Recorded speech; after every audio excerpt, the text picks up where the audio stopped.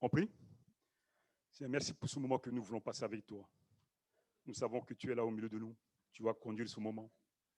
Tu es celui qui nous a tant aimés, qui a donné son Fils pour nous, afin que nous puissions avoir la vie éternelle avec toi, Seigneur. Merci. Bénis mes frères et sœurs qui sont là. Bénis ceux qui sont devant leur écran et conduis toutes choses par ton Saint-Esprit. Amen. Donc, le thème de la méditation de cette journée, c'est veiller et veiller. Ça fait partie de ce que avait dit Jésus au dernier temps, quand il s'apprêtait à partir. Voilà. Donc, veiller, veiller. Et quand on commence à voir au niveau de lien de l'humanité avec Jésus, depuis le jardin d'Éden, il y avait un combat que chaque chrétien et chaque chrétienne doivent garder au fond de lui, mes sœurs, mes frères. Quand le diable a mis le bâton dans ce lien avec Dieu le Père, la face B est que Dieu a décidé d'envoyer son Fils pour remettre cette relation entre lui avec l'humanité à nouveau. Et donc, le diable qui a été jeté du ciel sur la terre, ce n'est pas le goût du diable. Donc, c'est un combat que nous devrions prendre en compte, nous les chrétiens et chrétiennes, pour savoir qu'en face de nous, on a une puissance invisible.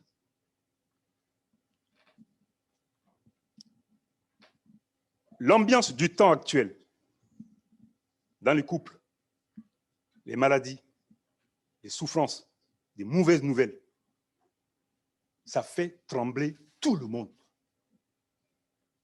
Et nous, les chrétiens, on n'arrive pas à s'accommoder que derrière cette puissance, cette agitation, il y a la puissance du diable qui est là. On ne voit pas.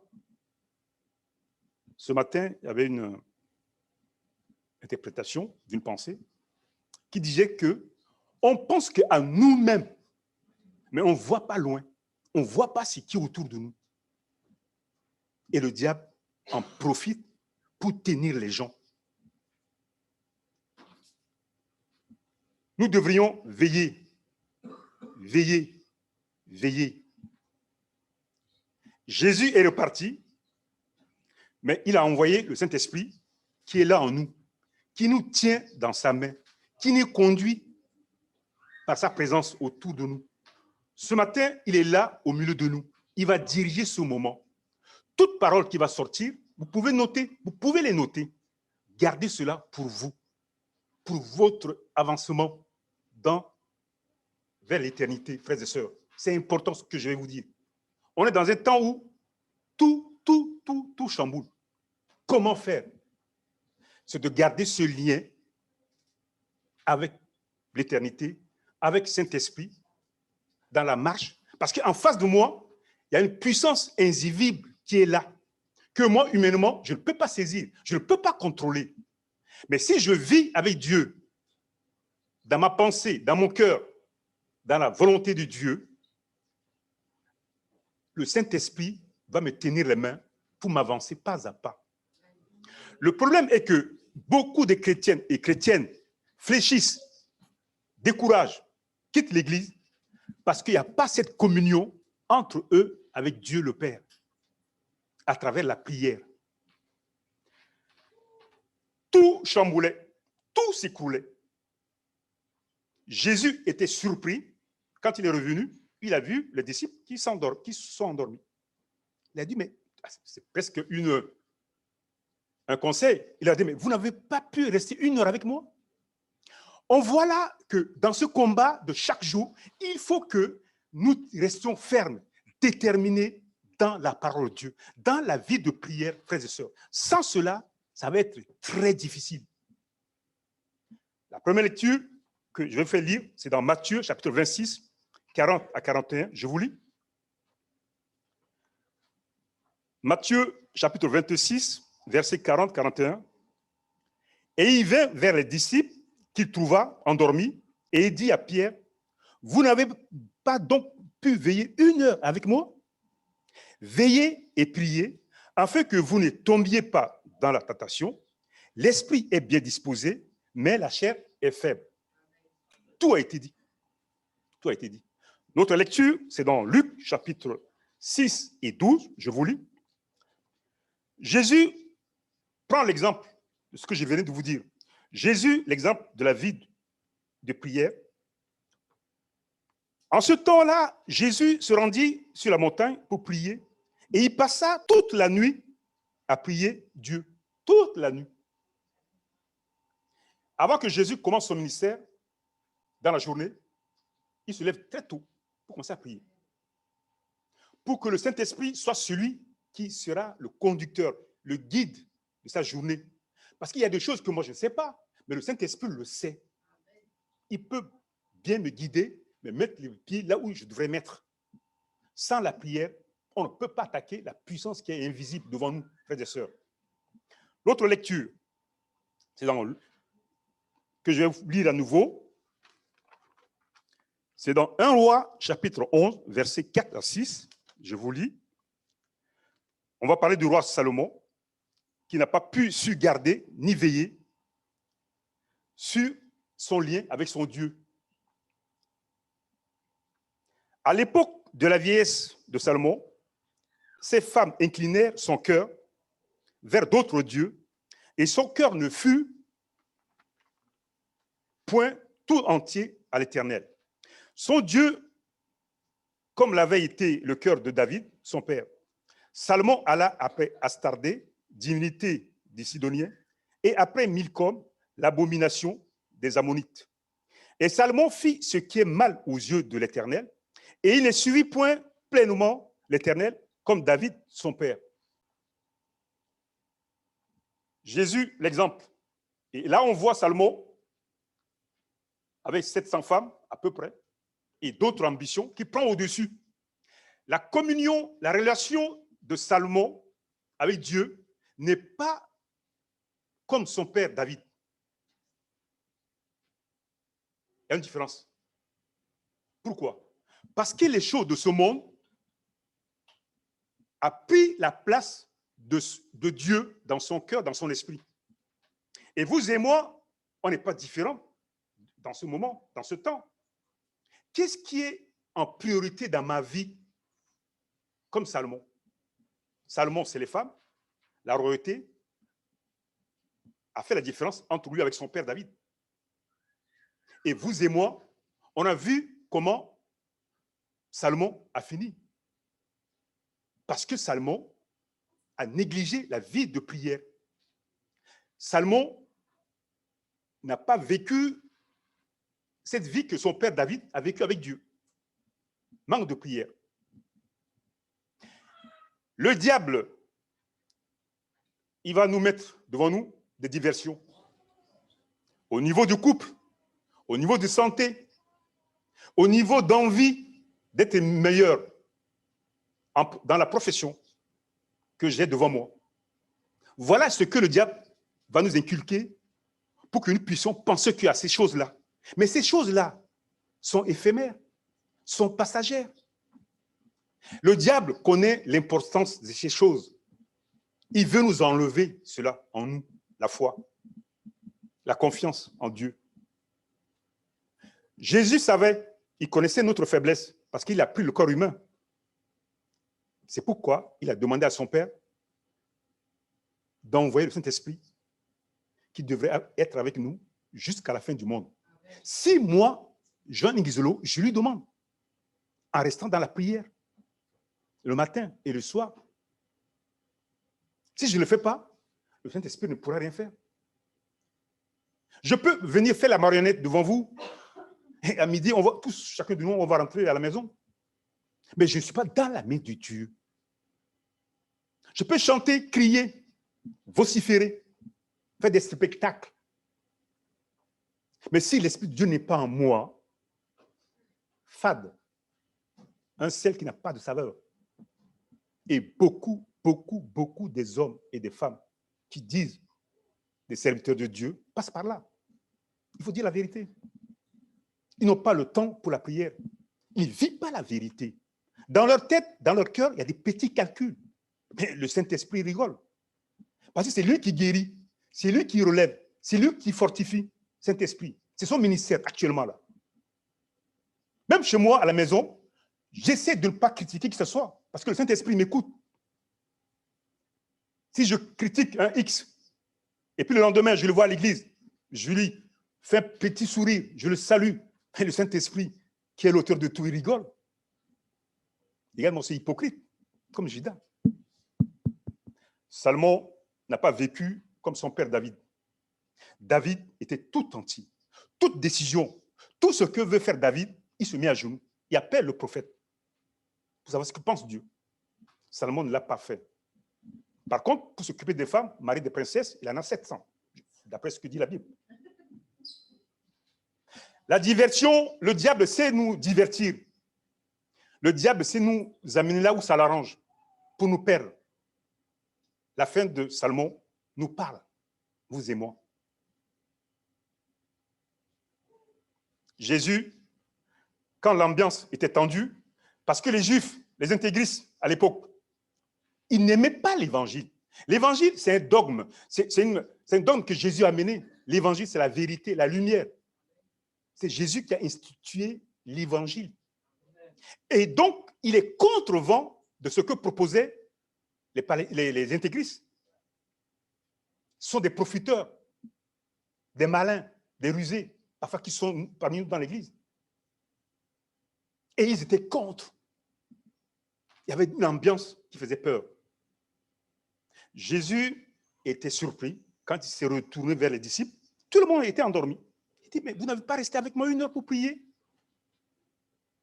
Frères et sœurs, un chrétien, une chrétienne qui ne se met pas à genoux, qui ne prie pas, ça va être difficile pour lui pour bénéficier des choses de Dieu. Un chrétien doit se mettre à genoux, crier à Dieu, prier pour que le Saint-Esprit puisse me tenir les mains pour m'avancer pas à pas dans ma vie d'ici bas. Salomon est l'exemple. Avec son père, il y a une différence. Notre lecture, Genèse chapitre 39, versets 7 à 9, je vous lis. Un homme de Dieu a su garder toujours ce lien de prière avec Dieu. Et pourtant, il a beaucoup souffert dans sa vie. C'est Joseph. On va lire. Genèse chapitre 39, versets 7 à 9. Après ces choses, il arriva que la femme de son maître porta les yeux sur Joseph et dit, « Couche avec moi. » Il refusa. Il dit à la femme de son maître, « Voici, mon maître ne prend avec moi connaissance de rien dans la maison. Il a remis entre mes mains tout ce qui lui appartient. Il n'est pas plus grand que moi dans cette maison et il ne m'a rien interdit, excepté toi, parce que tu es sa femme. Comment ferais-je un aussi grand mal et pécherais-je contre Dieu? » Joseph, il pense à son Dieu dans des moments de tentation. C'est un homme qui a ce lien avec son Dieu. Il n'a pas 700 femmes, mais c'est un homme qui garde son lien de sainteté avec son Dieu. Donc, le Saint-Esprit est au milieu. Le Saint-Esprit gère la situation de sa vie. Et vous verrez que après, Salomon et Joseph va devenir premier ministre d'Égypte. Parce que c'est un homme intègre, un homme droit, un homme tout entier. Et c'est ce que Dieu veut de chacun de nous, pour se servir de nous. Joseph n'a pas pu tomber dans le piège de la femme de Potiphar. Pourquoi? Parce que le Saint-Esprit l'a averti. C'est un danger, c'est un péché. Joseph a accepté de retourner dans la souffrance, en prison. Combien de gens ont lâché la main de Dieu parce qu'ils ne veulent pas souffrir? Parce qu'ils ne veulent pas prendre sur leur tête les difficultés de la vie. Parce que le diable leur propose le monde de merveille, la facilité. Servir Dieu, frères et sœurs, c'est un combat. Un combat dans mon cœur, dans mon esprit. De ne pas être en vie de pas être envie, convoiter des choses qui m'entourent. C'est là que le diable, c'est là que les fenêtres, si tu ouvres cette fenêtre de convoitise, d'envie, le diable rentre, il fracasse tout. Beaucoup de chrétiens ont quitté l'église à cause de cela, parce qu'ils ont laissé les fenêtres ouvertes. La convoitise est rentrée, l'envie est rentrée, je veux faire comme tout le monde. Dieu n'est plus là. Je préfère aller avoir 700 princesses, être heureux. Mais cette joie que tu vas avoir, ma soeur, mon frère, c'est éphémère, c'est passager. Mais le diable sait que l'essentiel, c'est l'éternité. C'est pourquoi il veut te dérouter. C'est pourquoi il met devant toi des peaux de banane, comme on le dit, des diversions. Beaucoup de chrétiens qui ont goûté à l'amour de Dieu, à des miracles dans leur vie, ont tout lâché pour le plaisir de ce présent siècle. Même des hommes de Dieu qui servaient ont tout lâché. Joseph a pensé à son Dieu. Notre lecture, je vous lis, là c'est un peu long, mais on est obligé. C'est dans Actes chapitre 20, versets 7 à 12. Rappelez-vous de ce qui s'est arrivé à Job.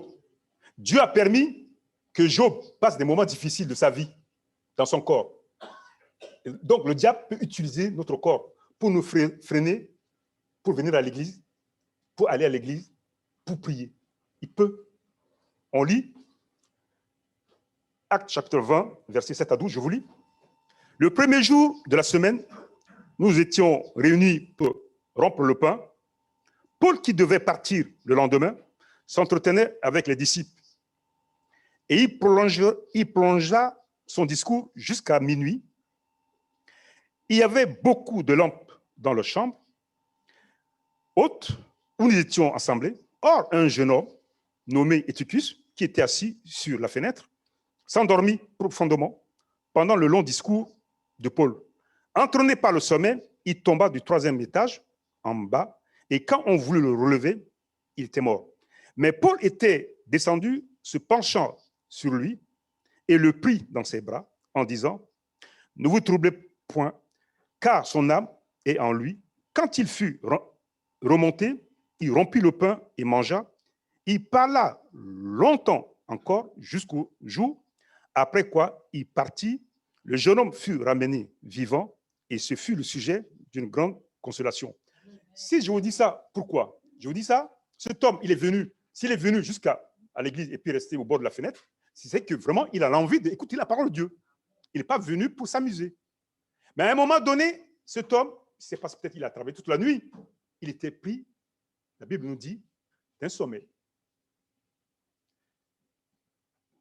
Je peux m'endormir. À un moment donné, la parole de Dieu ne me fait plus rien du tout. C'est plausible. Et le moment où, quand je me lève, peut-être pour chercher à venir à l'église, il va y avoir des contretemps, des obstacles. Est-ce que j'accepte cela? Est-ce que je ne viens pas? Frères et sœurs, ça, ce sont des combats invisibles que vous devriez prendre en compte.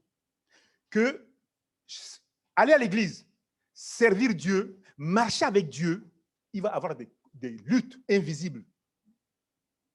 Que si je ne reste pas ferme, déterminé, persévérant dans la vie de prière avec Dieu, le Saint-Esprit ne pourra rien faire.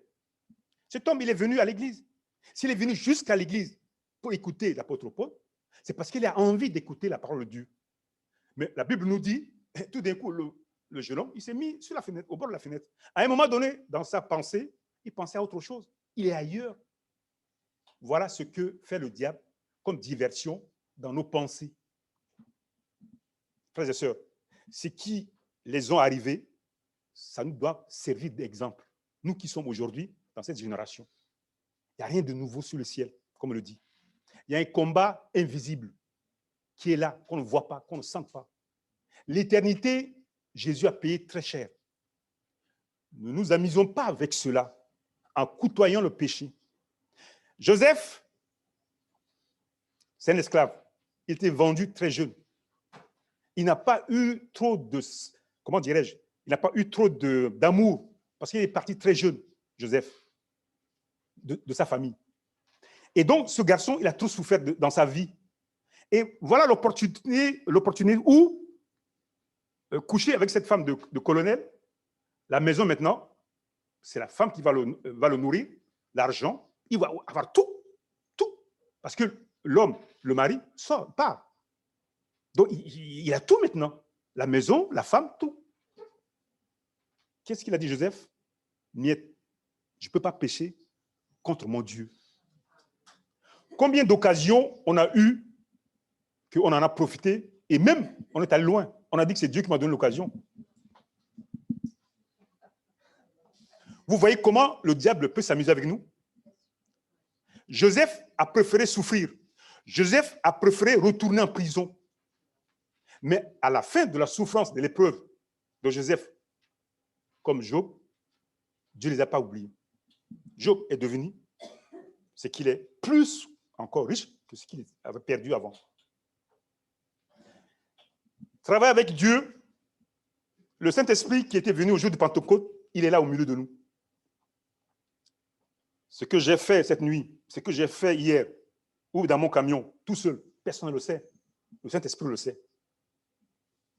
Il faut que je sois clair avec lui, droit avec lui, l'aimer. Et si je l'aime, je dois aimer aussi ceux qui sont autour de moi.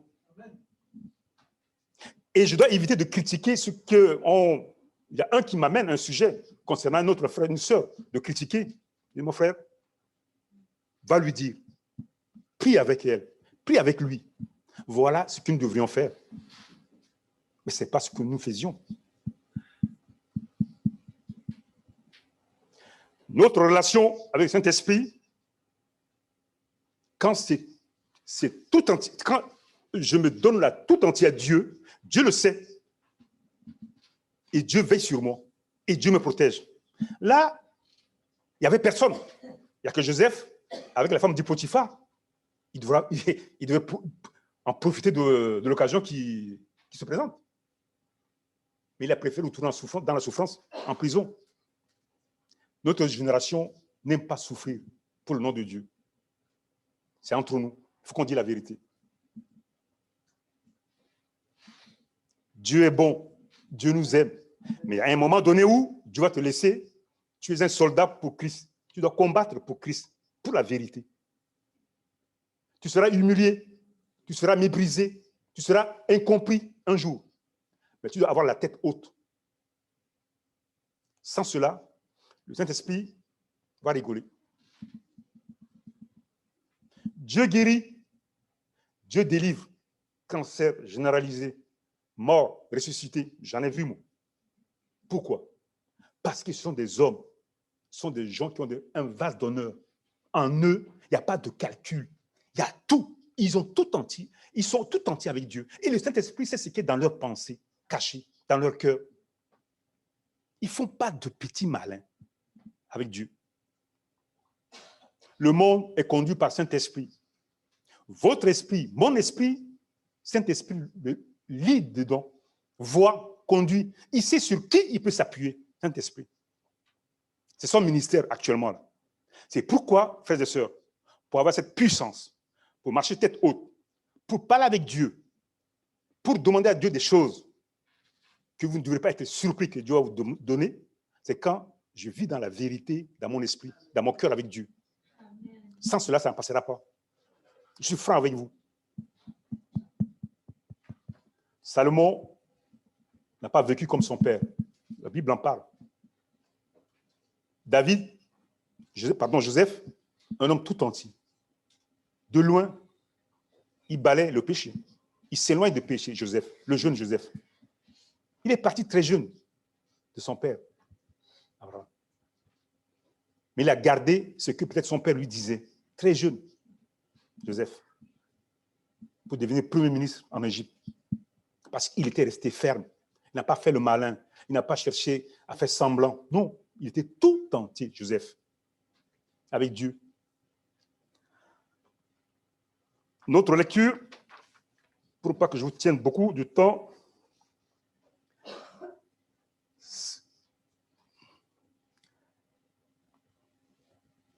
On va faire 2 lectures, je vais vous lire. La fin de toute chose est proche. Vous n'êtes pas quand même pas surpris que la méchanceté grandisse. Grandit. Vous n'êtes pas étonné qu'au niveau de sexualité, ça dérègle. À cause de la sexualité, à cause de la méchanceté, Dieu a amené le déluge. À cause de la sexualité qui déréglait Sodome et Gomorrhe. Tout ça, tous ces ingrédients sont là. Et souvent, moi, je dis, le fusible qui est Jésus-Christ atténue encore la chose. C'est ce que moi, je pense. Jésus, assis à la droite du Père, intercède pour nous. Donc, le fusible qui est Jésus, il est en train de bloquer un peu les tensions. Je me répète, ce qui a amené le déluge, c'est la méchanceté qui grandissait. Sodome et Gomorrhe, il y a du feu qui vient du ciel, la sexualité qui déréglait. Ces ingrédients, on l'a devant nos yeux. Et à un moment donné, je suis étonné des chrétiens qui croient que on vit encore un temps simple, normal. Non, pour moi, ce n'est pas un temps normal. Quand ce que j'attends à la radio, un homme qui fait à sa femme ou sa femme qui fait à un homme devant ses enfants, d'une facilité, c'est comme si c'est une autre habitude de tuer sa femme ou tuer son homme. Ce n'est pas possible. Le diable se déchaîne. Le diable nous tient par l'oppression dans ce monde. Jésus, en retournant, il voit les disciples. Mais vous n'avez pas passé une heure de temps avec moi? Jésus était surpris. Certainement, les pauvres, ils ne savent pas grand-chose. Nous, aujourd'hui, à travers la Bible, à travers l'enseignement, on sait qu'ils n'ont pas appréhendé ces choses, que derrière cette puissance invisible, il y a le diable qui est là, qui anime, qui tire les ficelles de la souffrance, de dérèglement, manque de moralité. Les sauts de Dieu, les gens ils rigolent. Ils en rigolent. On vient à l'église le matin, ils nous voient partir, tout le monde rigole. Mes frères et sœurs, gardez cela au fond de vous que derrière ces rigolades, il y a le diable qui est là pour nous déstabiliser. Jésus a parlé de cela, qui est dans la famille, il y aura des divisions à cause de son nom. Ceux ou celles qui veulent vivre dans la sainteté, la pureté. Veillez, veillez. Salomon n'a pas veillé.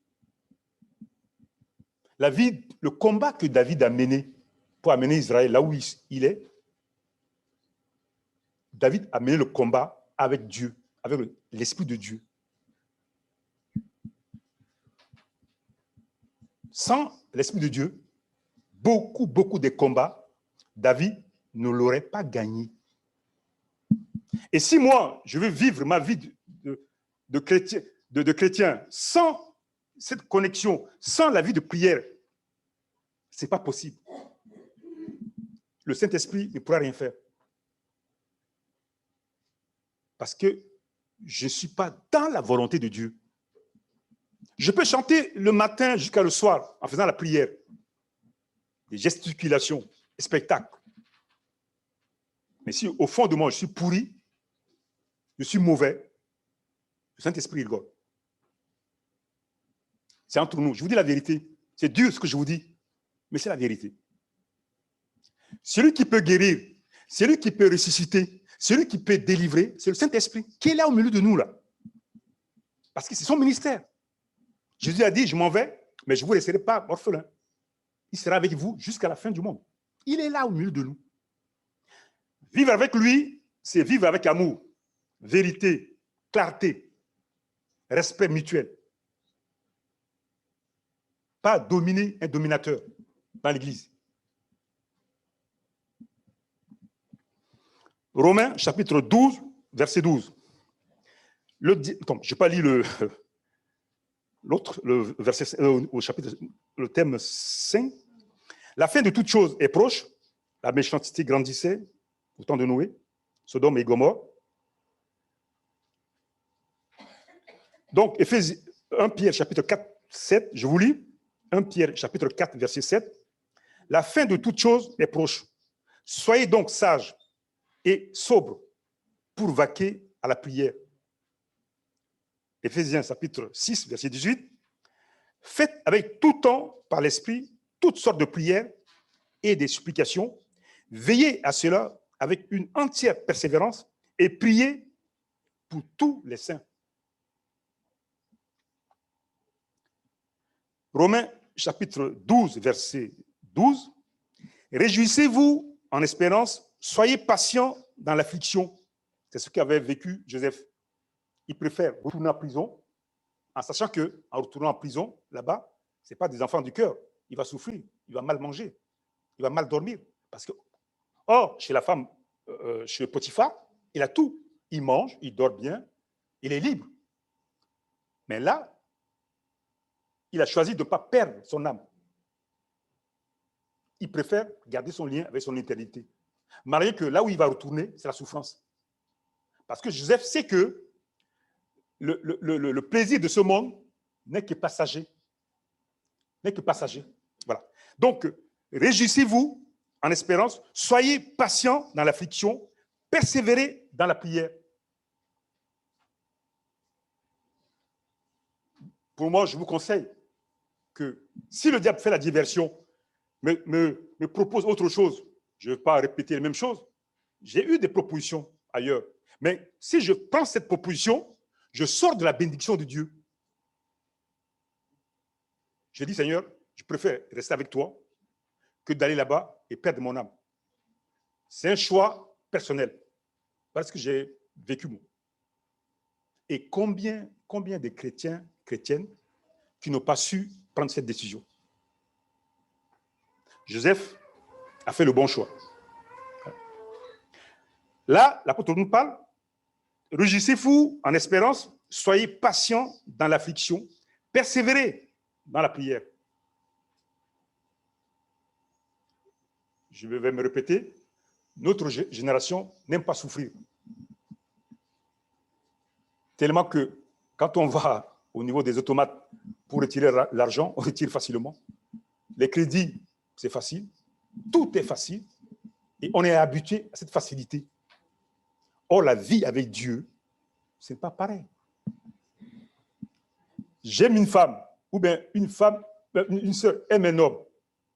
Dieu nous dit d'attendre au moins 2 ou 3, 4 mois. Priez d'abord pour voir ce que pense Dieu. Combien n'ont pas brûlé le feu? N'accuse personne. Le diable sait nous manipuler. Le diable sait comment nous entraîner en dehors de la main de Dieu. Frères et sœurs, veillez, veillez. C'est le dernier mot de Jésus avec les disciples. Ce temps où on vit avec vous, je ne veux pas vous citer des choses, mais l'ambiance, ça fait trembler. L'avenir est sombre. Les chrétiens et les chrétiennes, nous devions rester toujours genoux par terre, c'est-à-dire pour crier à Dieu. Le Saint-Esprit est là avec nous. Le Saint-Esprit nous tient pour nous avancer. Mais par contre, si on lâche la main de Dieu, notre situation va devenir encore pire. La vie avec Dieu, c'est dans la simplicité. Un emploi du temps pour ma vie de prière, pour la lecture de la Bible. Ma pensée, je dois veiller dessus, parce que souvent, il y a des fenêtres qui s'ouvrent pour penser à autre chose. Je dois être vigilant sur ce point. Le diable va me proposer des choses. Est-ce que c'est la volonté de Dieu? Le diable sait faire la diversion. Le diable ne veut pas que je garde ce lien avec Dieu le Père. Parce que ça va m'amener à l'éternité. La vie avec Dieu, il n'y a pas de pression. Frères et sœurs, soyez simples, comme ce que vous êtes, comme un enfant. Vivez votre vie avec Dieu, mais en respectant la nature de Dieu. Évitez des critiques, évitez des gros mots, évitez de la haine. Oh, parfois c'est dur, je suis d'accord avec vous. Moi qui ai toute la journée sur la route avec mon camion, quand je vois des gamines avec le portable à la main, la cigarette, et puis parfois des papiers à la main, et puis il y a le volant. Quand tu lui dis, fais tes attentions, tu reçois des insignes d'insultes. Mais toi, tu lui dis ça de tout ton cœur, avec amour. On va dans un monde qui n'est pas facile. Nous qui sommes chrétiens. Mais ce qui va nous soutenir, ce qui va nous tenir debout, qui va faire notre force, c'est quand Jésus savait que pour lui, cette terre, c'est terminé. Il s'apprêtait à partir. Il a vu comment le diable s'est déchaîné. Jésus, il n'a pas fui sa responsabilité. Il s'est mis à genoux pour ça crier à Dieu. Et vous verrez que dans le passage, il y a un ange qui est venu pour le fortifier, pour le renouveler, pour le préparer pour aller à la croix. On est dans un temps où tout est tendu. On ne comprend plus rien. Dans notre propre famille, il y a des divisions. Au niveau du travail, dans nos santé, dans nos couples, ça s'agite. Le diable se déchaîne. Jésus n'a pas fui sa responsabilité, comme tout à l'heure je vous ai dit. Jésus s'est mis à genoux, il a commencé à prier. Quand on est à l'église, évitez que votre esprit va ailleurs, divague, gauche à droite. Vous ne pouvez pas capter ce que dit l'homme de Dieu. Lui, il est là pour un temps. Ce qui va sortir de sa bouche, peut-être c'est Dieu a mis pour vous.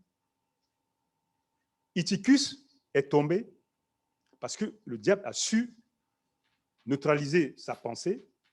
Il s'est mis dans le sommeil et il n'a pas retenu ce que dit l'homme de Dieu. Et il est tombé. Heureusement, l'homme de Dieu était là pour le ramener à la vie. Et ça, c'est un exemple pour notre vie, vous et moi. Quand on est à l'église, à travers ce que avait dit le frère, qu'est-ce qui est pour moi là-dedans? Je garde pour moi. Le soir, quand je vais prier, je mets à genoux, je crie à Dieu, le Saint-Esprit est là. Le Saint-Esprit va me renouveler dans mon esprit, dans mon cœur, me fortifier, me tenir les mains. Il faut qu'on soit vrai avec Dieu, avec nos sœurs, nos frères autour de nous. Parce que Dieu est la vérité. Dieu est lumière. Dieu ne fait pas la différence. Dieu veut cette clarité en nous, frères et sœurs. Je ne vise personne. Mais ce que je vous dis, je dis de tout mon cœur. Vivez dans la vérité avec Dieu. Aimez-vous les uns les autres. Soutenez-vous. Évitez les critiques. Parce que là, on rentre dans un temps de la peur. La peur qui vient sur ce monde. Le diable se déchaîne sur ce monde avec des maladies, avec des soucis, plusieurs soucis. Oh, c'est facile. C'est facile. La femme de Job a dit, mais tu traînes dans ta souffrance, dans l'affliction, insulte-le, tu t'arrêtes là. C'est facile de quitter l'église. C'est facile de faire ce que tu veux. Tu as le droit. On est dans la démocratie, non? Mais ce que tu oublies est que le diable a gagné son jeu, a gagné le combat en toi. Tu vas retourner dans le monde, comme avait dit ce verset, l'apôtre Paul, c'est lui qui en parle. Le chien est retourné sur ce qu'il a vomi. Je vous dis ça ce matin, Dieu m'a mis ça sur le cœur, qu'on est dans un temps difficile. C'est pourquoi veillez, veillez et priez. David, c'est un homme, selon le cœur de Dieu, il est allé jusqu'au bout. Dieu l'a acquis, cet homme. Mais Salomon, je n'en sais pas. Devant l'envie, la convoitise de ce monde, Joseph, pour fuir la souffrance, Joseph n'a pas cédé. Je me souviens, quand j'étais à l'école, je suis allé à l'école biblique à Bordeaux, et un jeune qui est retenu pour aller à l'école biblique dans l'année précédente. Après, moi, je ne pouvais pas parce qu'il y avait un autre problème. Je me suis retenu. Et j'ai attendu, il a dit, parce que c'est un jeune qui travaille dans la maçonnerie. Il disait, ah, maintenant, je ne veux plus me réveiller à 4 heures du matin pour aller travailler. Je dis, mais qu'est-ce qu'il me raconte? Il dit, oui, maintenant, demain, je vais devenir pasteur. Vous croyez que des hommes comme ça, quelqu'un comme ça, qui vient pour son intérêt, pour se réfugier, pour se planquer, c'est un homme que Dieu va servir vraiment totalement? C'est du façade. Je l'ai repris. Il n'est pas du tout content. C'est pas ce qu'il est devenu. Frère, quand on sert Dieu de tout son cœur. Être vrai. Vis la vie avec Dieu dans ton cœur, dans ton esprit. Même si les gens te trouvent pour un rien du tout. Mais ce qui est important, que Dieu te trouve un homme loyal, un homme intègre, comme Nathanaël. Voilà le cœur d'un homme qui n'y a pas de fraude, que tu es droit avec Dieu. Et à partir de là, avec la vie de prière, que tu vas prier, veiller, le Saint-Esprit va travailler avec toi. Ne cède pas, parce que le diable va te faire de belles propositions, comme Joseph. Il y aura des dangers qui vont arriver. Jésus est l'exemple. Il n'a pas eu peur d'aller à la croix. Il savait que c'est son but final. Mais il était surpris que les apôtres ne l'ont pas suivi. Parce que le pauvre, ils n'ont rien compris. Ce matin, je vais vous faire savoir que ce combat que nous menions, ce n'est pas un combat visible. C'est un combat invisible. Il est puissant devant nous. On ne sait pas ce qui nous attend quand on va sortir d'ici. Mais Dieu le sait. Mais celui qui peut nous protéger, c'est le Saint-Esprit. Donc, pour travailler avec le Saint-Esprit, il faut que je sois loyal. Tout entier. Je vis la vie de Dieu, la communion avec Dieu, la vie de prière, le matin, le soir. Même si le corps est fatigué, la Bible nous dit que Dieu a laissé un temps pour que le diable touche le corps de Job. Et là, on voit Eutychus qui est en train de dormir sur la fenêtre. Et si je ne lutte pas, la fatigue dans mon corps, la maladie va m'éloigner de Dieu. Mais si je persévère, si je combats, si je suis un bon soldat, le Saint-Esprit va me dire, vaillant héros. On prie? Seigneur, merci pour ce mois que nous avons passé avec toi. Nous voulons être un bon soldat pour toi, pour te servir, Seigneur Jésus. Nous savons que le Saint-Esprit est là pour conduire toutes choses dans nos vies. Je confie mes frères et sœurs qui sont là, ceux qui sont devant leur écran. Seigneur, nous voulons compter avec toi, par ton esprit qui est là. Aide-nous. Si nous avons fauté quelque part, pardonne-nous. Viens à notre secours. Renouvelle-nous dans nos pensées, dans nos cœurs. Aide-nous à ne pas tomber dans le piège de convoitise, d'envie de ce monde. Aide-nous que s'il y a de mauvaises nouvelles, qu'on ne soit pas troublé. Jésus, le Maître, nous a donné l'exemple. Il s'apprêtait pour partir à la croix, mais il s'est mis à genoux pour prier avec toi toute la nuit. Parce qu'il sait qu'il n'y a que toi qui peux donner une solution à son problème. Père, je t'aime, je t'adore pour tout ce que tu as fait pour nous, de ce que tu as envoyé ton Fils mourir sur la croix pour nous, de ce que maintenant tu l'as fait devenir auprès de toi, qui prie pour nous, et de l'envoi aussi du Saint-Esprit qui vit en nous, qui nous tienne les mains. Bénis mes frères et sœurs qui sont là. Père, peut-être qu'ils traversent des moments difficiles dans leur corps.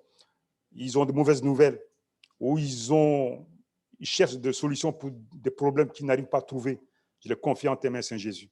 Et bénis aussi ceux qui sont devant leur écran à nouveau ce matin, Seigneur. Au nom de Jésus. Amen. Bon dimanche.